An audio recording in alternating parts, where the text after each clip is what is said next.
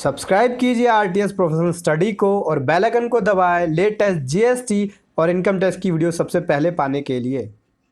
GSTP exam preparation. हाँ जी दोस्तों, आज मैं वीडियो लेके आया हूँ एमसीक्यू और निवेबल पार्ट 11 की वीडियो। अगर आपने किसी भी पार्ट को मिस कर दिया है, जैसे पार्ट 1 से लेके 10 तक, तो उस वीडियो को देख सकते हैं। इस वीडियो का लिंक इस वीडियो के आई बटन पे जाइए और देखिए और अपने जीएसटीपी एग्जाम की प्रिपरेशन कीजिए।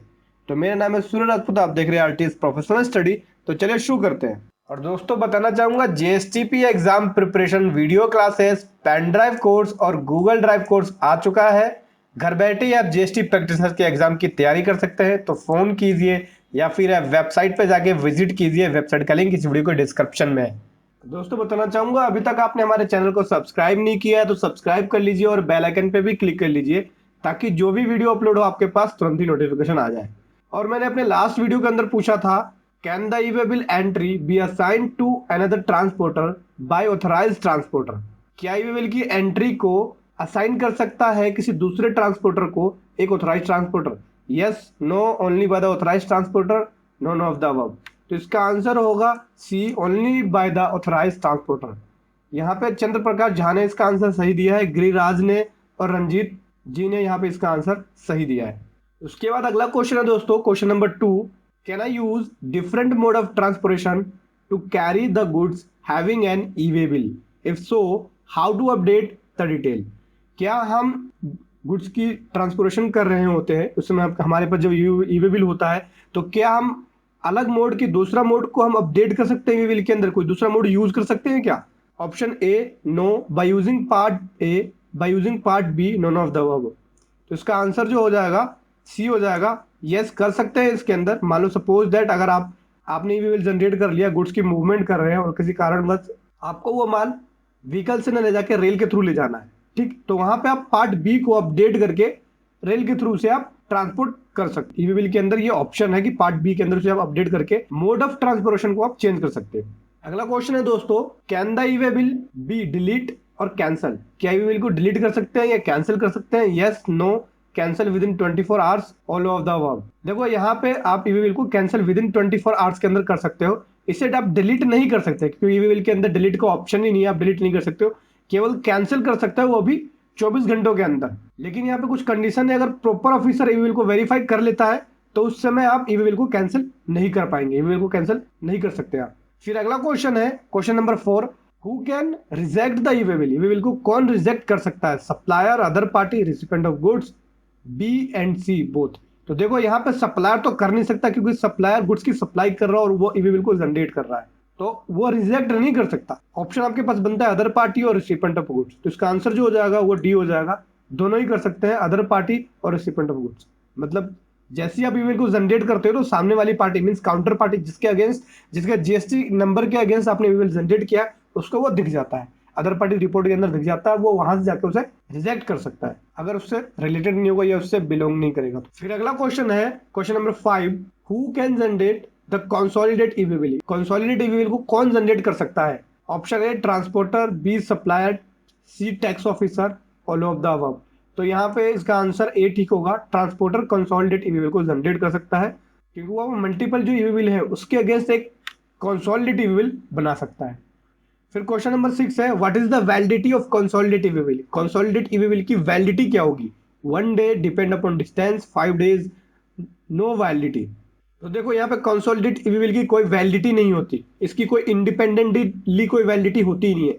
जितने भी ई-वे-बिल जनरेट किए जाते हैं उसके बेस के ऊपर एक कंसोलिडेट ई-वे-बिल को जनरेट किया जाता है, तो इसकी खुद की एक इंडिपेंडेंटली वैलिडिटी नहीं होती। इसके लिस्ट के अंदर जितने भी ई-वे-बिल हैं उसकी अलग अलग वैलिडिटी होती है, तो इसकी वैलिडिटी अलग अलग हो जाएगी। मतलब कि मान लो 10 ई-वे-बिल जनरेटेड है इसके अंदर, ठीक, तो 10 ई-वे-बिल की जो 10 ई-वे-बिल की वैलिडिटी इंडिपेंडेंटली अलग अलग होगी, किसी की 2 दिन, किसी की 3 दिन, किसी की 1 दिन। तो जैसे जैसे वैलिडिटी खत्म होती जाएगी, इसके कंसोलिडेट ई-वे-बिल के अंदर की जो लिस्ट वाली जो ई-वे-बिल की वैलिडिटी है उसकी भी वो भी ई-वे-बिल इनवैलिड होता जाएगा, ठीक है। तो इसकी इंडिपेंडेंटली वैलिडिटी नहीं है। अगला क्वेश्चन है, question number 7, what has to be done if the vehicle number has to be change for the consolidate e way bill? क्या करें अगर ई-वे-बिल कंसोलिडेट ई-वे-बिल के अंदर व्हीकल नंबर चेंज हो जाए या चेंज करना पड़े तो क्या करें? ऑप्शन ए है regenerate the consolidate e way bill, option B update each e way bill, option C update the consolidate e way bill, option D all of the above. तो इसका आंसर जो जगह ए हो जाएगा। अगर मान लो कंसोलिडेट ईवी बिल का व्हीकल नंबर चेंज हो जाए या व्हीकल नंबर चेंज करना पड़े, तो उस समय आप क्या करोगे, यहाँ पे ईवी बिल को आप रीजनरेट कर लोगे, कंसोलिडेट ईवी बिल को रीजनरेट कर लोगे। आपने जो अलग अलग ईवी बिल बनाया उसके अंदर व्हीकल नंबर चेंज करने की जरूरत नहीं है। ईवी बिल के अंदर ऑप्शन है कि आप कंसोलिडेट ईवी बिल को रीजनरेट करके वहां पे जो दूसरा व्हीकल नंबर है उसे आप डाल सकते हो, अपडेट नहीं कर सकते। जैसे पार्ट बी अपडेट कर सकते हैं हम पिछले वाले ईवी बिल के अंदर जो पार्ट ए और पार्ट बी बनता है, लेकिन कंसोलिडेट ईवी बिल में आप अगर कोई गाड़ी नंबर चेंज हो जाता है, मान लो कोई दूसरी गाड़ी के अंदर माल जा रहा है, रास्ते में खराब हो गया, तो वहां से आप रीजनरेट कर सकते हो कंसोलिडेट ईवी बिल को। जो इंडिविजुअल ईवी बिल है उसके अंदर आपको चेंज करने की जरूरत नहीं है। फिर question number 8, what are the modes of EV bill generation the tax payer can use. जो ईवी बिल की जनरेशन का मोड है वो क्या है जिससे टैक्स पेयर इसका यूज कर सके। Using web based system, bulk generation facility, using site to site integration, all of the above. तो इसका आंसर डी हो जाएगा। ये सभी जो है वो फैसिलिटी है, मोड है ईवी बिल को जनरेट करने के लिए। इसके अलावा एसएमएस का यूज कर सकते हो आप ईवी बिल को जनरेट करने के लिए, या आप एंड्रॉयड ऐप का यूज कर सकते हो ईवी बिल को जनरेट करने के लिए, या फिर आप जीएसपी का यूज कर सकते हो, गुड्स एंड सर्विस टैक्स सुविधा प्रोवाइडर का यूज कर सकते हो ईवी बिल को जनरेट करने के लिए। फिर अगला क्वेश्चन है how to download mobile app. Mobile app को कैसे डाउनलोड करेंगे ईवी बिल को जनरेट करने के लिए। From play store, from EV bill site, through app, through SMS. तो इसका आंसर हो जाएगा डी, एसएमएस के थ्रू आप उस ईवी बिल को डाउनलोड कर सकते हो। उस मोबाइल ईवी बिल की जो मोबाइल एप्लीकेशन है उसे आप डाउनलोड कर सकते हो। ईवी बिल की साइट पे जो है वो आपको वहां पे जाके ईवी बिल की साइट पे जाके आपको रजिस्ट्रेशन कराना होगा।